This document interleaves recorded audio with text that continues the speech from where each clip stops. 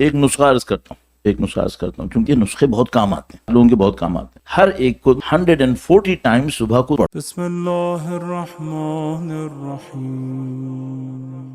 ایک واقعہ موجود ہے، امام تشریف فرما تھے، امام نے کسی کو کوئی چیز دی تحفے میں، جیسے امام دیتے ہیں، امام نے دیا، اس نے دونوں ہاتھ پھیلا کہ اے اللہ تیرا شکر ہے تو نے مجھے مشکل آسان کی. امام نے ایک اور دے دیا. اس نے پھر ہاتھ اٹھائے کہ خدا ہے تو کتنا کریم ہے تو. اچھا امام کو دیکھ ہی نہیں رہا، صرف خدا کا شکر کر رہا ہے. امام نے ایک اور دیا، تیسری دفعہ، چوتھی دفعہ، پھر اس نے پکڑ ایک دفعہ مڑ کے امام سے کہا آپ کا شکریہ. امام نے کہا بس ختم. تو لوگوں نے کہا کہ مولا اس نے جب تک آپ کو نہیں دیکھا آپ دیتے رہے، جس وقت اس نے آپ کی طرف دیکھا آپ نے روک کیوں لیا؟ فرمایا میں چاہتا تھا یہ صرف خدا کو دیکھے، صرف خدا. یہ اہل بیت کی قربانی ہے. وہ خود ایسے تھے کہ خدا کی ساری تجلیاں ان کے اندر تھیں، ساری تجلیاں ان کے اندر تھیں، لیکن وہ کیا چاہتے تھے؟ وہ چاہتے تھے لوگوں کو خدا کی طرف بھیجیں. بار بار کہتے تھے خدا کی طرف. اور ان کے اندر اتنی تجلی تھی. میں دونوں ہاتھ جوڑ کر ایک جملہ عرض کروں گا، شاید کسی کو اچھا نہ لگے، میں ایسی معذرت چاہتا ہوں. وہی کہ اگر کوئی خدا کو نہ دیکھے نا تو اس کو لگے گا یہی شاید خدا ہوں گے، یہ لگنے لگے گا. اس لیے خاص کر وہ کہتے تھے خدا کو دیکھو، تمہیں دھوکا ہونے لگے گا. پھر تو وہ خاص کر اس طرف بھیجتے تھے. اب ایک بات دیکھو، ایک تھوڑی سی عجیب بات لگے گی آپ کو. اللہ کے نبی کے آنے سے پہلے تمام انبیاء کے ساتھ یہ غلطی ہوتی تھی. کیا ہوتی تھی؟ ان کے لوگ یہ کہنے لگتے تھے یہ نبی کا بیٹا ہے. یہ ہو جاتا تھا وہ اللہ کا بیٹا. ہاں مثلا وہ کیا کہتے تھے؟ مثلا کہتے تھے مثلا حضرت عیسیٰ علیہ السلام کے بارے میں یہ اللہ کا بیٹا، حضرت عزیر کے بارے میں اللہ کا بیٹا، کس کے بارے میں اللہ کا بیٹا، اللہ کا بیٹا. اب اللہ کے نبی آخری نبی ہیں، انہوں نے کوئی ایسا کام کرنا ہے کہ کوئی یہ شبہ بھی نہ رکھ سکے. تو انہوں نے کیا کیا؟ انہوں نے پوری زندگی ایسی گزاری کہ کسی کو اس کا شبہ بھی نہ ہو. بار بار اس کو رد کرتے تھے اور بار بار ہم نہیں ایسے دیکھو ایسے دیکھو. ہمارے پاس آگا ایک واقعہ ہے، بڑا عجیب واقعہ ہے. ہمارے جو معاشرے کے اندر بہت ساری چیزیں ان کے بہت ہی خلاف ہے. ٹھیک ہے، میں عرض کرتا ہوں آپ کی خدمت میں، درود بھیجے گا محمد و آل محمد پر. صلی علی محمد و آل محمد وعجل فرجهم. مولا ایک دفعہ ایک علاقے میں تشریف لے گئے، مولا امیر المومنین علیہ السلام، درود بھیجیں محمد و آل محمد صلی علی محمد و آل محمد وعجل. جب امام تشریف لے گئے تو لوگ امام کا استقبال کرنے کے لیے باہر آئے، شہر سے باہر. اس زمانے میں رسم تھی، بہت اچھی رسم تھی. وہ آج کل کہنے لگا، ایک آدمی کہنے لگا آج کل یہ ہو گیا ہے کہ بندہ گھر سے باہر نکلتا ہے، باہر نکلنے کے بعد جب کوئی آتا ہے تو اس سے سلام دعا کرتا ہے، جب وہ خدا حافظ کہہ کے جانے لگتا ہے تو کہتا ہے اندر نہیں آئیں گے نا. تو آج کل معاملہ یہ ہو گیا.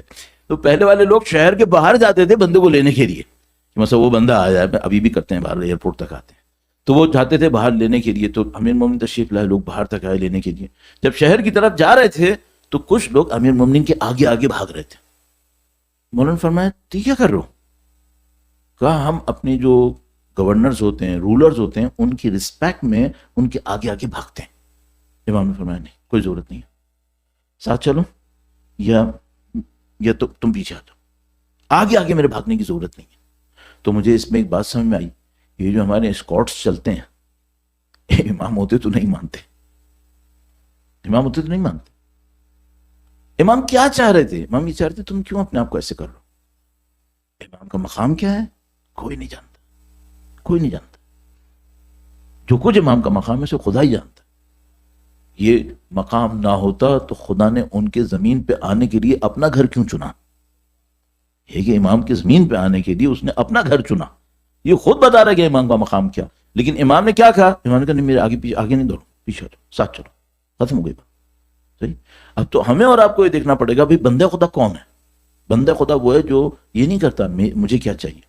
ابھی بدقسمتی ہمارے ساتھ کیا ہو گئی ہے، آج کل کے ایجوکیشن سسٹم میں بچے کو پہلی گریڈ سے ایک بات کہتے ہیں، جو تمہارا دل چاہے کرو، جو تمہارا دل چاہے کرو. اچھا، اور خدا ہم سے کیا چاہتا تھا؟ خدا یہ چاہتا تھا کہ ہم یہ سیکھیں کہ میں نے وہ کرنا ہے جو خدا چاہتا ہے. یہ مصیبت ہمارے ساتھ ہو گئی ہے. اچھا، بچوں کو تو اسکولوں نے سکھایا ہے، یہ بڑوں کو کس نے سکھایا ہے؟ بڑوں نے اپنی اکڑ میں سیکھ لیا ہے، اپنی اکڑ میں سیکھ لیا کہ وہ مجھے یہ چاہیے. اور اب یہ سب کیا ہے؟ نہیں، یہ سب صحیح نہیں ہے. ہمیں سب کو چاہیے جو خدا کو چاہیے، بس جو خدا اس کے نبی کو چاہیے، ان کی اولاد کو چاہیے، ہمیں وہ چاہیے، ہمیں وہ کرنا۔ اچھا میں کہہ رہا تھا یہ سب سے بڑی پرابلم آتی کہاں پر؟ سب سے بڑی پرابلم آتی ہے میرے نزدیک، مجھے جو سمجھ میں آتا ہے، سمجھ میں آتا ہے مطلب کیا ہے، غلطی ہوئی میں مان لوں گا، جو مجھے ابھی تک سمجھ میں آ رہا ہے وہ کیا، ساری مصیبت آتی ہے ہماری کیریئر پلاننگ میں۔ ہماری کیریئر پلاننگ کی فاؤنڈیشن کیا ہے؟ کس فیلڈ میں پیسہ بننا ہے، اس میں خدا کہاں ہے؟ غائب ہے۔ یعنی میں نے آج تک کوئی کیریئر کاؤنسلنگ کی کلاس نہیں دیکھی جس میں کیریئر بتانے والا کو یہ کہے بیٹا وہاں جاؤ جہاں تم اللہ کی اور اس کے بندوں کی خدمت کر سکو، میں نے نہیں دیکھا۔ صحیح، یہ ہمارے ساتھ مشکل ہو گئی۔ اچھا اس کے بعد کیا ہوتا ہے، پھر ہم اپنے بچوں کی ساری پلاننگ صرف ایک بات پہ کر رہے ہوتے ہیں، وہاں جائے جہاں سے کما کے لائے گا، ٹھیک ہے۔ اچھا اب وہ بچہ کما کے لے آیا، اچھا اب فرض کرو 4 بھائی ہیں، ایک بھائی سب سے زیادہ کما کے لایا، ٹھیک ہے، اس میں تقویٰ نہیں ہے، فیملی میں رسپیکٹ کس کو ملے گی؟ وہ جو سب سے کما کے لایا، صحیح۔ اس کے بعد اب میرے باقی بچے دیکھ رہے ہیں کہ میں اس کو زیادہ رسپیکٹ دے رہا ہوں جو کما کے لاتا ہے، ٹھیک ہے۔ اس کے بعد میں ان تمام بچوں کو جمع کروں گا، بیٹا آپ سب لوگ امام کی نصرت کرنا۔ تو میرے بچے مجھ سے کہیں گے کہ آپ نے جب کیریئر ہمارے لیے چوز کیا تھا تو امام کی نصرت چوز کی تھی کیا؟ آپ نے ہمارے کیریئر چوز کرتے وقت پیسہ چوز کیا تھا، جب رسپیکٹ دے رہے تھے تو کیا چوز کیا تھا؟ پیسہ۔ اور میری زندگی میں مجھ سے کہہ رہے ہو میں کروں امام کی نصرت، تو جب تم نے ساری زندگی پیسہ پیسہ کیا تھا تو میں کچھ اور کیسے کروں گا؟ یہ پرابلم ہے، بالکل ہے، سوسائٹی میں ہے، نظر آ رہی ہے۔ اب اسی طرح آپ لے لو ساری چیزیں، اب آپ کہہ رہے ہو نا آبان و انصار کی کوالٹی کیا تھی؟ آبان و انصار کی کوالٹی تھی بندے تھے، نمبر 1، نمبر 2 اپنی لائف کی تمام ٹاپ پرائرٹیز اہل بیت کی نصرت کو قرار دیتے تھے۔ ساری پرائرٹیز ان کی یہ تھی ہم نے اہل بیت کی نصرت کیسے کرنی ہے، وہ اس راستے کے اوپر چلاتے تھے۔ میں ایک عجیب بات دیکھ رہا تھا، یہ جو الحمدللہ سید رضی نے نہج البلاغہ ترتیب دی، صحیح ہے، نہج البلاغہ ترتیب دی، اس نہج البلاغہ ترتیب دیتے وقت کچھ خطبوں کے بارے میں لوگوں نے ڈاؤٹ کیا کہ یہ خطبہ پتہ نہیں نہج البلاغہ میں انہوں نے لکھا ہے یہ امیر المومنین کا ہے یا نہیں ہے، ٹھیک ہے، کچھ لوگوں نے ڈاؤٹ کیا۔ تو اس کا ایک اسٹینڈرڈ کیا ہوتا تھا؟ ایک اسٹینڈرڈ یہ ہوتا تھا کہ سید رضی کے زمانے میں سادات بچوں کو پوئمز نہیں رٹاتے تھے، امیر المومنین کے خطبے رٹاتے تھے۔ ابھی جو ہم لوگ یہ پوئمز رٹاتے ہیں حسد کے ساتھ، ہمٹی ڈمٹی اور فلاں فلوں فلوں، یہ سب وہ نہیں کرتے تھے۔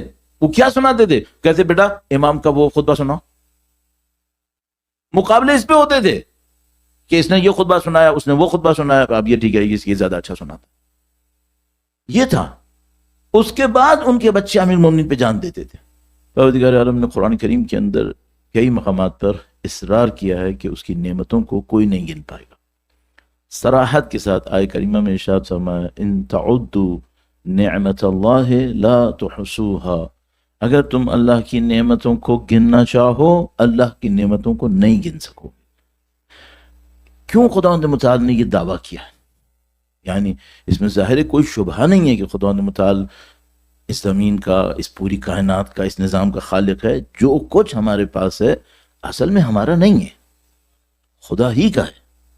اور حقیقت یہ ہے کہ آج کل کے جو ماڈرن آئیڈیاز ہیں جو ہیومنزم کے اوپر بیس کرتے ہیں کہ انسان سینٹر کے اندر ہے، وہ سب ڈیسائیڈ کرے گا، یہ باتیں شاید پارشلی ایک حد تک صحیح ہوں، لیکن اگر جنرلی بات کی جائے یہ بات صحیح نہیں ہے۔ جو پوری کائنات ہے اس کا خالق خدا ہے، انسان کا خالق بھی خدا ہے۔ انسان نے یہ فیصلہ نہیں کرنا کہ میری زندگی کیسی گزرے، اصل میں انسان نے یہ دیکھنا ہے کہ خدا میری زندگی کیسی گزروانا چاہ رہا ہے۔ اصل کام یہ ہے۔ یہ جو خدا متعال نے اتنا بڑا ٹائٹل اپنے نبی کے لیے رکھا، نبی کے عظیم ترین معجزات میں سے ایک معجزے کو گنتے وقت خدا نے فرمایا کہ میں کس کو لے کر گیا؟ سبحان الذی اسرا بعبدہ لیلا، نہیں کہا خدا متعال نے میں اپنے نبی کو لے کر گیا، میں اپنے رسول کو لے کر گیا، یہ نہیں کہا۔ خدا متعال نے کہا میں اپنے بندے کو لے کر گیا۔ عبودیت کا مقام خدا متعال نے اتنا بڑا رکھا کہ جب معجزہ معراج کو بیان فرماتا ہے تو کہتا ہے کہ میں نبی کو نہیں بندے کو لے کر گیا ہوں۔ بندگی کا معیار اتنا رکھا۔ لہذا ہم بھی جب گواہی دیتے ہیں تو ہم کہتے ہیں اشہد ان، نبی کا نام لے کر، عبدہ ورسول. پہلی گواہی عبودیت کی دیتے ہیں، عبد ہیں، عبد ہیں. اچھا اب جب اتنا کچھ ہم کر لیتے ہیں، پھر آ کر میں زندگی میں کہوں میں فیصلہ کروں گا کہ مجھے کیا کرنا ہے، یہ کیسے ہو سکتا ہے؟ کہ جب نبی کا سب سے بڑا ٹائٹل عبودیت تھا، آپ جب اپنے نبی کی گواہی دینے لگے تو پہلے آپ نے گواہی دی عبودیت کی، اور جب آپ کے سامنے یہ مسئلہ آیا کہ آپ کون فیصلہ کرے گا آپ کی زندگی میں، تو میں کہوں میں کروں گا. اچھا کون، یہ جو پیسہ میرے ہاتھ میں ہے یہ کس کا ہے؟ میرا. یہ گھر کس کا ہے؟ میرا. اولاد کس کی ہے؟ میری ہے. تو وہ جو نبی عبد تھے وہ کیا تھا؟ پھر وہ کیا ٹائٹل تھا؟ تو یہ ہم لوگ اپنی زندگیوں میں آج کل کیا تو ماڈرن آئیڈیاز کی وجہ سے، یا میرے جیسے لوگ اپنی نفس پرستی کی وجہ سے اس بات کو بھلا دیتے ہیں کہ خدا نے ہمیں جو سب سے بڑا چیلنج دیا اس دنیا میں آنے پر، وہ چیلنج ہی یہی تھا کہ یا اپنے آپ کو مالک سمجھے گا یا اللہ کو مالک سمجھے گا. ایک آیت کریمہ میں آپ کی خدمت میں عرض کرتا ہوں جو آپ نے شاید سینکڑوں مرتبہ سنی ہوگی. درود بھیجے گا محمد و آل محمد پر. صلی اللہ علیہ محمد و آل محمد وعجل فرجهم. ایک نسخہ عرض کرتا ہوں کیونکہ یہ مجھے سمجھ میں آیا کہ بعض اوقات یہ نسخے بہت کام آتے ہیں، بعض لوگوں کے بہت کام آتے ہیں. میں نے اپنی زندگی میں حساب لگایا کہ بھائی جب میں مجلسیں پڑھتا ہوں تو میں اتنا درود بھیجتا ہوں، ٹھیک ہے. اچھا جب میں زندگی میں مثال کے طور پر کوئی دن ہے مجلس نہیں پڑھ رہا تو کتنے درود بھیجوں گا؟ ٹھیک ہے. تو میں نے اپنے اوپر 2-3 چیزیں باؤنڈ کی. ایک تو میں نے باؤنڈ کیا کہ میں جتنی واجب نمازیں پڑھوں گا اس کے رکوع اور سجدے میں درود ایسے ہی پڑھوں گا جیسے واجب ہے.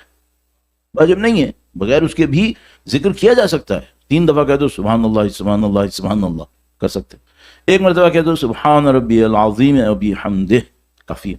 لیکن میں نے اپنے لیے باؤنڈ کیا کہ میں جتنی بھی واجب نمازیں پڑھوں گا سب کے رکوع سجدے میں درود ضرور پڑھوں گا، چاہے کچھ بھی ہو رہا. ایک تو یہ. پھر میں نے کچھ عرصے یہ کیا، پھر میں نے کہا نہیں ابھی نمبر اتنا نہیں بنتا ہے، مجھے اس کو بڑھانا ہے کیونکہ درود کی برکتیں بہت زیادہ ہیں، بہت زیادہ ہیں.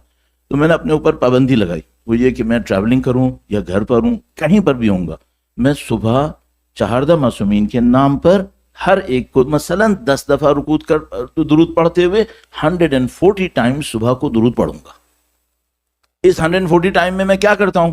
میں اللہ کے نبی کے والد گرامی سے لے کر ان کی والدہ، ان کے دادا حضرت ابو طالب، ان کی زوجہ محترمہ امیر المومنین کی والدہ گرام بی بی خدیجہ کبریٰ، بی بی سیدہ سلام اللہ علیہ امیر المومنین، سب کی زبان پہ درود بھیجیں محمد و آل محمد صلی علی محمد و آل محمد وعجل. سب پہ درود پڑھتا ہوا میں چلتا ہوں، اور اس کے بعد تمام ائمہ کے نام پر درود پڑھتا ہوا چلتا ہوں. اسی میں ان کی خاص اولادوں کو بھی تذکرہ کرتا ہوں، جیسے بی بی قم میں تشریف فرما ہے ان کا ذکر کرتا ہوں. مولا 5ویں سرکار کے ایک فرزند ایک جگہ پہ شہید ہوئے تھے قم کے نزدیک، اس کا نام ہے مشہد اردحال، وہاں پہ ان کا روضہ ہے، ان کا بھی تذکرہ کرتا ہوں. اسی طریقے سے قم کے اندر حضرت امام ہفتم کی اولاد میں حضرت امام 9ویں امام کی اولاد میں ہیں حضرت موسیٰ مبرقہ، ان کا تذکرہ کرتا ہوں. اس طرح 140 مرتبہ درود پڑھتے پڑھتے وقت کے امام تک آتا ہوں. اچھا اس سے مجھے کیا فائدہ ہو رہا ہے؟ 140 ٹائمز تو کنفرم درود پڑھ ہی لوں گا نا، باقی جو اور میں پڑھوں گا وہ ایکسٹرا پڑھ لوں گا. تو اچھا اس سے میرا اور مقصد کیا ہے؟ ایک تو مقصد درود کی نورانیت ہے. دوسرا مقصد کیا ہے؟ دوسرا مقصد یہ ہے کہ میں ان سب کی ذات پہ درود پڑھتے ہوئے ان سے ایک درخواست کر رہا ہوتا ہوں، وہ یہ کہ آپ سب کی ہستیاں بہت محترم ہیں، اور میں مرنے کے بعد، مرنے سے پہلے آپ کا فقیر ہوں، مجھے آپ کی ضرورت ہے. میں مر رہا ہوں گا، کوئی میرے کام نہیں آئے گا، یہ کام آئیں گے. میں مر جاؤں گا تب بھی میرے یہی کام آئیں گے. تو میں ان کی خدمت میں یہ درخواست کرتے ہوئے 140 مرتبہ درود پڑھتا ہوں کہ مولا میں ہر روز آپ کو یاد کر رہا ہوں، التجا ہے کہ میرے مرتے وقت آپ نہ بھولیے مجھے. اور یہ خاندان کریم ہے، یہ خاندان کریم ہے. مجھے 100% یقین ہے، 100% یقین ہے کہ اس خاندان کی کرامت اتنی زیادہ ہے کہ جو ان کے لیے کچھ نہ کرے، ان سے توقع رکھے، یہ مایوس نہیں کرتے. ہاں، اور ظاہر ہے ہم کچھ کر بھی نہیں سکتے، ہم حقیر ہیں اس کے مقابلے میں کہ ہم کچھ کر سکیں. تو جو کر سکتے ہیں کم سے کم ذکر تو کر سکتے ہیں. تو میں نے اس کو اپنے لیے پابند کیا کہ مجھے یہ کام کرنا ہے. اور یہ بات مجھے اور سمجھ میں آئی. دیکھو ایک بات ہوتی ہے سب کے سامنے بیٹھ کر نعرے لگانا، تو یہ باتیں کرنا یہ آسان ہے. تنہائیوں میں اپنے آپ کو اہل بیت کا حامی بنا، تنہائیوں میں اپنے آپ کو اہل بیت کا پابند بنا. مجھے لگا یہ بہت امپورٹنٹ ہے. تاکہ ایسا نہ ہو کہ ہم لوگ چونکہ محفل اس طرح ہوئی بھی ہے سب بھیج رہے ہیں تو میں نے بھی بھیج دیا. نہیں، آپ تنہائی میں بیٹھ کے بھی کرو، سب کے سامنے بھی کرو، تنہائیوں میں بھی کرو انشاءاللہ. پروردگار آپ کی اس بندگی کو، عبادت